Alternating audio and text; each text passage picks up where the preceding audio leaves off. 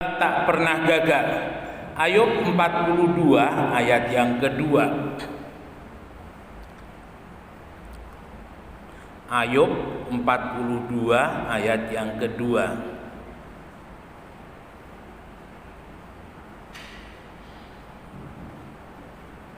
Ayub 42 ayat 2. Aku tahu bahwa Engkau melakukan segala sesuatu dan tidak ada rencana yang gagal. Ya. Bapak Ibu Saudara yang dikasihi oleh Tuhan, di dalam kehidupan kita sebagai orang yang percaya kepada Tuhan, kita harus sadar dan kita harus tahu dan kita harus mengimani. Ketika kita percaya kepada Tuhan, ada yang berubah, ada yang beralih, ya. Seperti yang dikatakan oleh Rasul Paulus, hidupku bukannya aku lagi, tetapi Kristus yang hidup di dalam aku. Artinya ketika kita percaya kepada Tuhan, hidup kita menjadi miliknya Tuhan dan hidup kita ada di dalam tangannya Tuhan. Ini yang harus kita imani dan harus kita sadari. Mengapa demikian? Karena di dalam kehidupan kita sebagai orang yang berada di tangannya Tuhan, ada sebuah master plan, ada sebuah rencana besar yang Tuhan siapkan di dalam kehidupan kita, yaitu dengan satu rancangan yang Tuhan buat, dan rancangan itu sudah Tuhan desain sedemikian rupa, namanya adalah rancangan damai sejahtera, bukan rancangan kecelakaan, untuk membawa di dalam kehidupan kita kepada satu masa depan yang penuh dengan pengharapan. Saudara yang dikasihi oleh Tuhan, dari pembacaan kita Ayub 42 ayat yang kedua, kita sama-sama ketika membaca dari kitab Ayub, kita mendapati sebuah keunikan. Dimulai dari pasal 1, ketika iblis datang kepada Tuhan dan meminta izin kepada Tuhan untuk menguji sampai seberapakah iman daripada Ayub. Tuhan katakan, ya aku izinkan, tetapi jangan kamu apa-apakan jiwanya. Jadi artinya di luar daripada jiwa Ayub, iblis bisa melakukan segala sesuatu. Mengapa iblis harus minta izin kepada Tuhan? Karena sesungguhnya iblis pun juga mengakui bahwa Tuhan yang membuat di dalam kehidupan Ayub dan yang dimiliki oleh Ayub itu terprotek, terlindungi. Sehingga karena Tuhan melindungi, maka iblis tidak bisa mengganggu di dalam kehidupan Ayub secara jasmani, ya. Segala sesuatu yang dimiliki oleh Ayub secara jasmani, karena diprotek oleh Tuhan, maka iblis tidak dapat mengganggu. Kemudian Tuhan memberikan kesempatan kepada iblis untuk menguji sampai seberapa jauhkah iman daripada Ayub kepada Tuhan. Bapak Ibu Saudara, ketika Ayub sampai kepada fase di mana dia mulai digocoh, ya istilahnya, mulai diuji oleh iblis, maka kita sama-sama boleh melihat bagaimana yang sudah dikerjakan oleh Ayub selama berpuluh-puluh tahun. Dia mengumpulkan harta bendanya, dia menghidupi anak-anaknya, tetapi dalam waktu, kalau boleh saya katakan, tidak lebih dari 1 minggu, ya, kalau kita membaca kisah ini, semuanya habis. Ternaknya habis, sawah ladangnya habis, anak-anaknya mati. Belum cukup sampai di situ, kemudian Ayub kena penyakit puruk. Penyakit yang kalau boleh saya gambarkan itu seperti sakit Ebola beberapa tahun yang lalu yang melanda negara-negara Afrika. Jadi seperti ini ya, bisul, lalu kemudian bisul itu mulai meletus begitu. Jadi sangat jijik, sangat kotor di dalam kehidupan daripada Ayub. Sampai-sampai istrinya Ayub yang secara manusiawi dia melihat apa yang dialami oleh Ayub, istrinya mulai menyalahkan Tuhan. Kutuki saja Tuhan, berontaklah kepada Tuhan karena Tuhan tidak lagi sayang sama kamu. Kira-kira seperti itu. Nah, kemudian yang dikatakan oleh Ayub justru menyalahkan istrinya. Kamu perempuan sialan. Bukannya kamu menguatkan aku, justru kamu menginginkan aku jatuh. Bapak Ibu Saudara yang dikasihi oleh Tuhan, artinya apa? Artinya sampai detik itu segala sesuatu yang secara finansial diambil dari kehidupan Ayub. Ayub tidak menyalahkan Tuhan. Justru Ayub katakan Tuhan yang memberi, Tuhan yang mengambil. Terpujilah nama Tuhan. Tidak cukup sampai di situ, setelah istrinya, kemudian sahabat-sahabat daripada Ayub menyalahkan Ayub. Mungkin kamu ada dosa Mas Ayub, mungkin kamu ada pelanggaran Mas Ayub. Ya, Ayub pun sempat protes.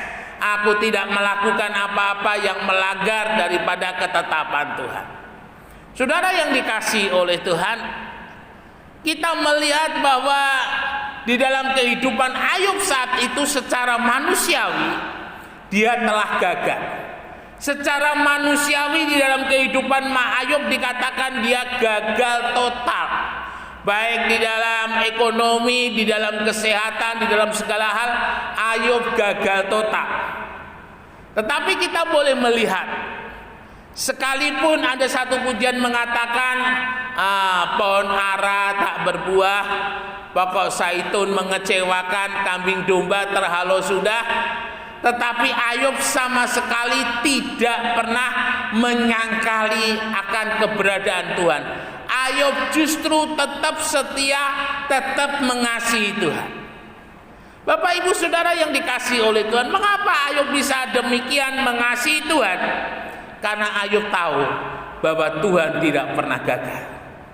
Ayub mengerti, Ayub memahami bahwa Tuhan yang ada, yang dia percaya, yang menyertai di dalam kehidupannya adalah Tuhan yang tidak pernah gagal. Saudara yang dikasihi oleh Tuhan, satu proses kehidupan orang yang satu dengan orang yang lain itu berbeda-beda, ya. Kisah ceritanya berbeda-beda tapi endingnya sama. Dalam Yeremia 29 ayat yang ke-11, ya, bahwa kehidupan kita yang ada di tangannya Tuhan itu sudah dirancangkan oleh Tuhan dengan satu rancangan yang namanya rancangan damai sejahtera yang membawa kepada masa depan yang penuh pengharapan. Endingnya sama, tetapi prosesnya orang yang satu dengan orang yang lain itu berbeda-beda. Saudara-saudara yang dikasihi oleh Tuhan Yesus Kristus, ini boleh menjadi sebuah perenungan di dalam kehidupan kita bersama-sama, bagaimana ketika kita menghadapi kehidupan ini. Ya, ada kegagalan itu seperti yang dialami oleh Naomi dalam kitab Rut ketika dia meninggalkan Bethlehem dan pergi ke Moab. Kegagalan Naomi pada saat itu bersama dengan Elimelek suaminya, kegagalan total kalau boleh saya katakan di dalam kehidupan ekonominya hancur total, di dalam kehidupan keluarganya mereka semuanya meninggal, hanya tinggal Naomi. Kita boleh melihat di sana ketika Naomi balik lagi ke Bethlehem, dia katakan, dengan tangan penuh aku pergi, dengan tangan kosong aku kembali. Artinya apa? Artinya bahwa penderitaan yang dialami oleh Naomi itu adalah sebagai buah daripada dia meninggalkan Tuhan. Itu adalah sebuah akibat dari dia meninggalkan Tuhan, sehingga Naomi harus mengalami sebuah penderitaan yang luar biasa. Seperti di atas tadi dikatakan, Tuhan yang mempunyai hak kuasa untuk memberi, dan Tuhan juga yang mempunyai hak dan kuasa untuk mengambil. Ya, ini berbeda sekali antara kehidupan Naomi dengan kehidupan daripada Ayub. Ayub, apa yang dia punya itu diambil, karena itu sebagai bagian proses untuk menguatkan imannya, untuk menguatkan pengharapannya. ya, di mana Ayub sungguh-sungguh tidak tergoyahkan ketika semuanya diambil, karena dia percaya. Seperti pasal 1 ayat yang ke-1, Ayub dikatakan di sana sebagai orang yang saleh, orang yang jujur, orang yang takut akan Tuhan, dan orang yang menjauhi segala kejahatan. Jadi kalau boleh saya katakan secara rohani, Ayub sangat-sangat sudah teruji di dalam kehidupan. Dan dua hal ini sebagai pembanding antara kehidupan Ayub dan kehidupan Naomi, endingnya kita melihat ketika Naomi kembali ke Bethlehem dan Ayub tetap setia menjaga imannya, mereka sama-sama diberkati oleh Tuhan. Mari Bapak Ibu Saudara yang dikasihi oleh Tuhan, kita mau melihat beberapa hal terlebih dahulu di dalam Yeremia 29 ayat yang ke-11. Tolong untuk dibacakan, Bu. Yeremia 29 ayat yang ke-11.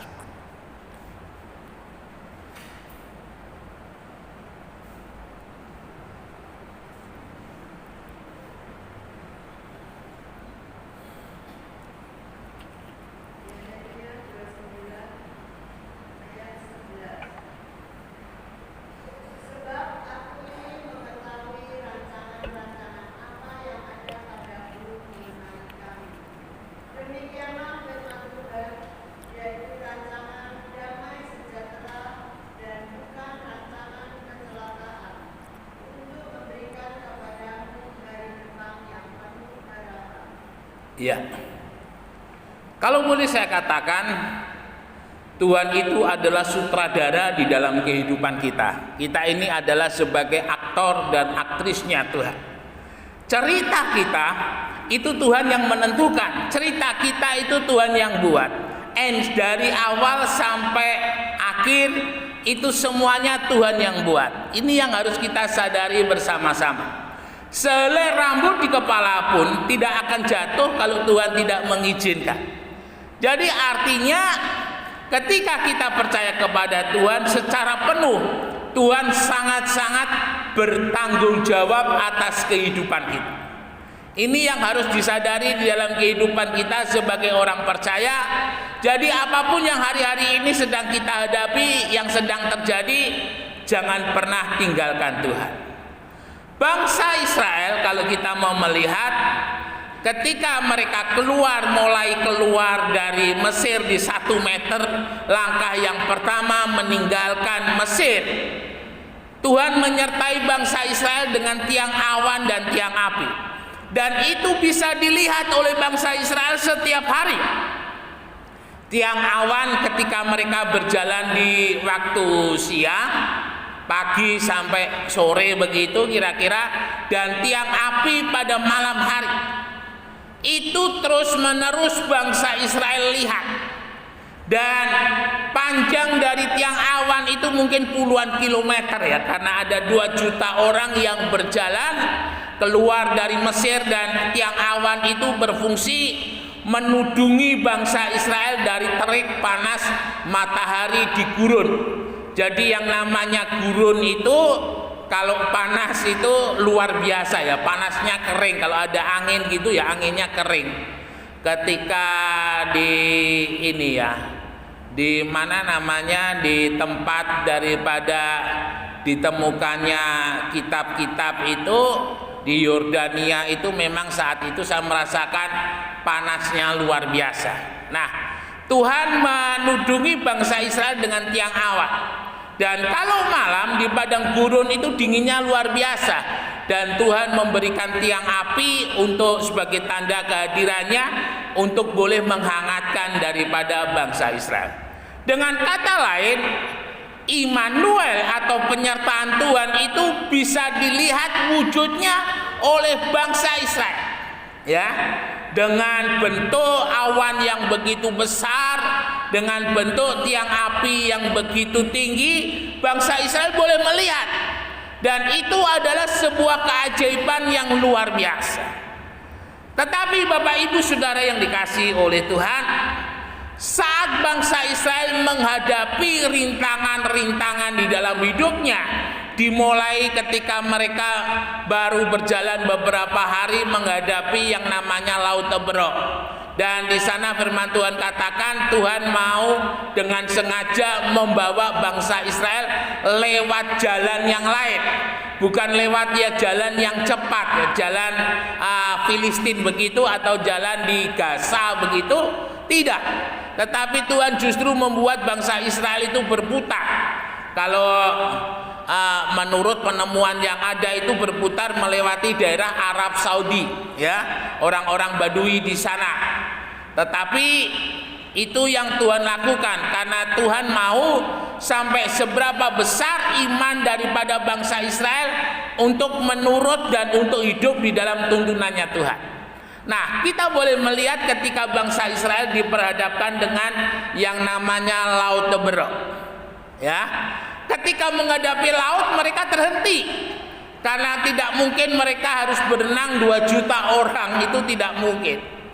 Dan baru mereka berhenti, mungkin baru mereka selesai pasang patok untuk kemahnya begitu, lalu kemudian dari radius beberapa puluh kilometer mereka melihat ada bumbungan debu yang tinggi, dan itu menunjukkan ada pasukan kereta yang sedang mengejar mereka. Dan orang Israel tahu bahwa itu adalah tentara-tentara Mesir yang hendak membawa mereka kembali ke Mesir atau justru membunuh mereka.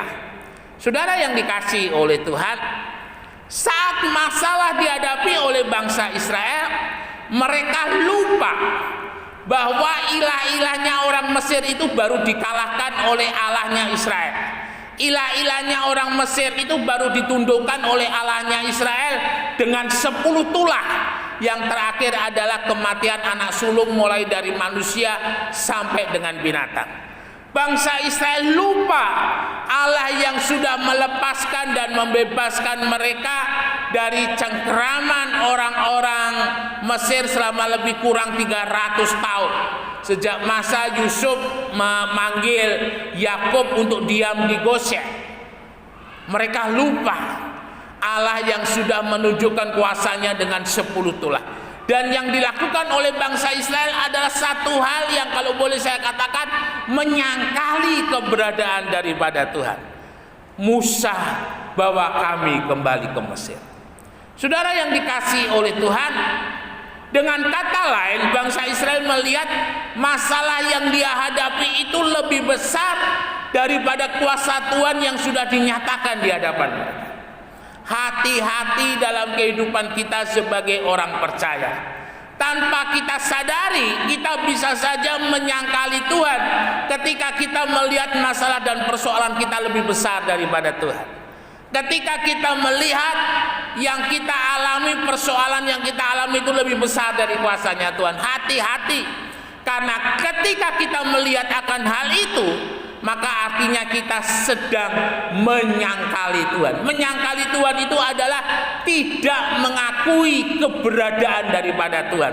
Dan tidak mengakui keberadaan daripada Tuhan adalah tidak mengakui bahwa Tuhan itu sanggup menolong di dalam kehidupannya. Hati-hati Bapak Ibu Saudara. Ketika kita salah di dalam melihat masalah dan persoalan lebih besar daripada kuasanya Tuhan, kita tanda kutip sedang dalam menyangkali Tuhan. Belum sampai kepada meninggalkan Tuhan, tetapi kita menyangkali Tuhan. Mengapa firman Tuhan katakan banyak yang dipanggil tetapi sedikit yang dipilih? Seperti hanya bangsa Israel dari 2 juta orang yang keluar dari Mesir, hanya Kaleb dan Yusak yang diizinkan masuk ke tanah perjanjian. Karena iman daripada Kaleb dan Yusak ketika mereka menghadapi masalah dan persoalan, mereka selalu katakan, Tuhan lebih besar dari masalahku, Tuhan lebih besar dari persoalanku, Tuhan lebih besar dari segala sesuatu yang aku hadapi. Ini adalah sebuah keyakinan yang harus selalu ada dalam kehidupan kita. Tuhan bekerja ketika kita mengimani. Tuhan bekerja ketika kita sungguh-sungguh percaya. Tetapi ketika kita seperti halnya bangsa Israel melihat masalah persoalan itu lebih besar, maka artinya pada saat itu kita sedang mengunci, kita sedang menutup tangan Allah terulur untuk menolong dalam kehidupan kita. Bapak Ibu Saudara yang dikasihi oleh Tuhan, tangan Tuhan itu adalah tangan yang penuh dengan keajaiban. Tidak peduli sesulit sesukar apapun dikatakan, sekalipun dalam lembah bayang-bayang maut, aku tidak takut bahaya, sebab gadamu dan tongkatmu menyertai aku. Artinya sekalipun kita dalam situasi yang paling sulit, yang paling sukar seperti yang dialami oleh Daniel ketika dibuang di dalam lubang singa, sama sekali Daniel tidak gentar, tidak takut, tetapi dia melihat bagaimana Tuhan menutupkan mulut-mulut singa itu untuk tidak mengapa-ngapakan di dalam kehidupan Daniel. Bapak Ibu Saudara yang dikasihi oleh Tuhan, pengalaman pribadi mempercayai Tuhan itu sangat penting di dalam kehidupan kita.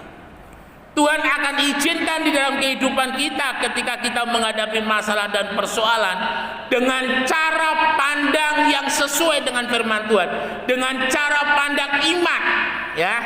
Karena iman itu percaya dulu baru melihat. Bukan melihat dulu baru percaya, tetapi percaya dulu baru melihat. Tuhan ingatkan di dalam kehidupan daripada Thomas, berbahagialah orang yang tidak melihat namun percaya. Jadi dalam situasi dan kondisi yang sulit kita harus ingat bahwa kita ada di dalam rancangannya Tuhan. Rancangan Tuhan kita untuk kita ini adalah damai sejahtera yang membawa kepada masa depan yang penuh pengharapan. Rancangannya Tuhan itu nggak pernah gagal. Ini yang harus kita imani, ini yang harus kita percayai, ya.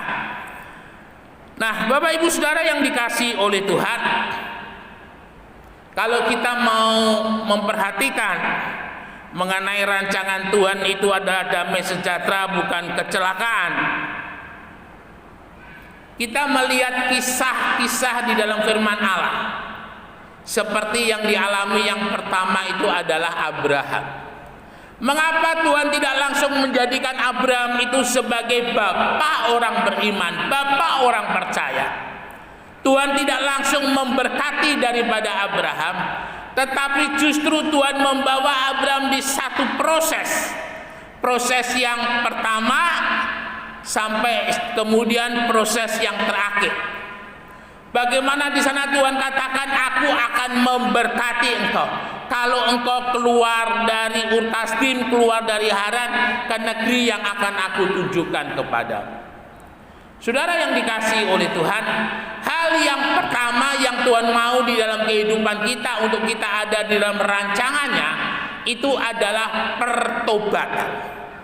Khotbah Petrus di atas loteng Yerusalem, 3.000 orang percaya. Mereka katakan, Rasul, kami percaya apa yang telah engkau firmankan, kami percaya telah apa yang telah kamu katakan. Sekarang apa yang harus kamu perbuat? Rasul Petrus katakan, bertobat dan berikan dirimu dibaptis.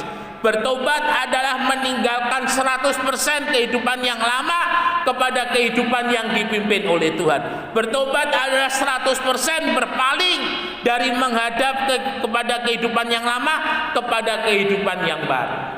Nah, ini yang Tuhan mau di dalam kehidupan kita, supaya rancangan damai sejahteranya Tuhan itu terjadi dalam hidup kita. Ya, dan ini terus menerus Bapak Ibu Saudara sampai kita bertemu dengan Tuhan, sampai kita mengembuskan nafas yang terakhir.